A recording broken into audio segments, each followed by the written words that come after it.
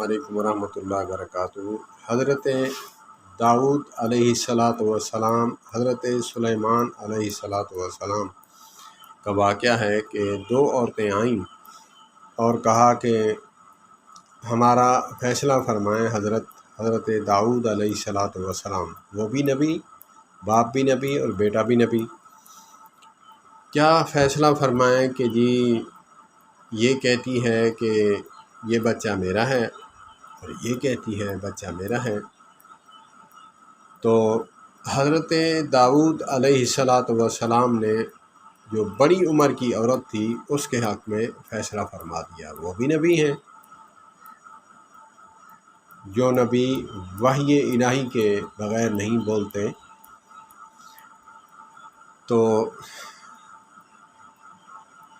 انہوں نے بڑی کے حق میں فیصلہ فرما دیا، اور چھوٹی کہنے لگی کہ ہم ایک بار حضرت سلیمان علیہ الصلاۃ والسلام کے پاس بھی تو جا کے دیکھ لیں وہ کیا فیصلہ فرماتے ہیں۔ کہتی ہے ٹھیک ہے چلیں، وہ دل میں خوش تھی کہ جو فیصلہ انہوں نے فرمایا وہ بھی یہی فرمائیں گے۔ تو جب حضرت سلیمان علیہ الصلاۃ والسلام کے پاس گئیں تو یہ ماجرا سنایا، اور یہ بھی کہا چھوٹی نے کہ جی حضرت یہ فیصلہ ہم نے نہیں، بہرحال یہ نہیں بتایا۔ تو کہا کہ حضرت یہ فیصلہ فرمائیں، یہ کہتی ہے مدعی ہے بچہ میرا ہے اور یہ کہتی ہے بچہ میرا ہے۔ تو حضرت علی المرتضیٰ شیر خدا رضی اللہ تعالی عنہ نے دو بچوں کا فیصلہ فرمایا تھا، بچہ اور بچی تھی، اور یہ ایک بچہ تھا۔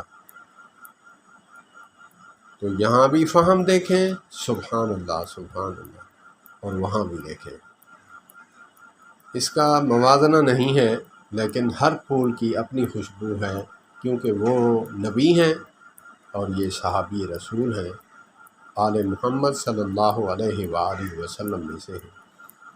تقابل نہیں ہے، لیکن عظمت دونوں کی ہے، اپنی اپنی جگہ ہے، سبحان اللہ۔ تو حضرت سلیمان علیہ الصلاۃ والسلام نے اپنے خادم کو کہا کہ تلوار لاؤ۔ تلوار لائی گئی تو وہ چونک اٹھی، کیا کرنے لگے ہیں؟ تو خادم کو کہا اس کو پکڑو، اور چھوٹی بول پڑی کیونکہ بچہ اس کا تھا۔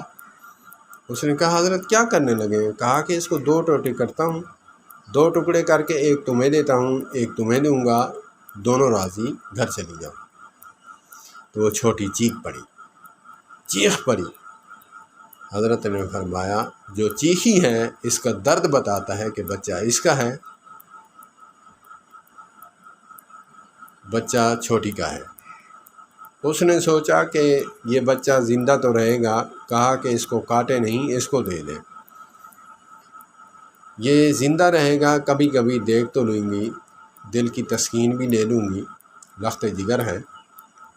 تو حضرت سلیمان علیہ الصلاۃ والسلام نے فیصلہ فرمایا، اور چھوٹی کے حق میں۔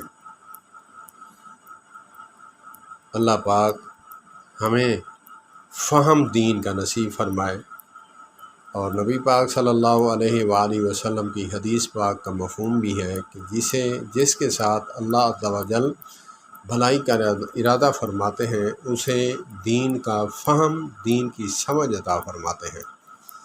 والسلام علیکم ورحمۃ اللہ وبرکاتہ۔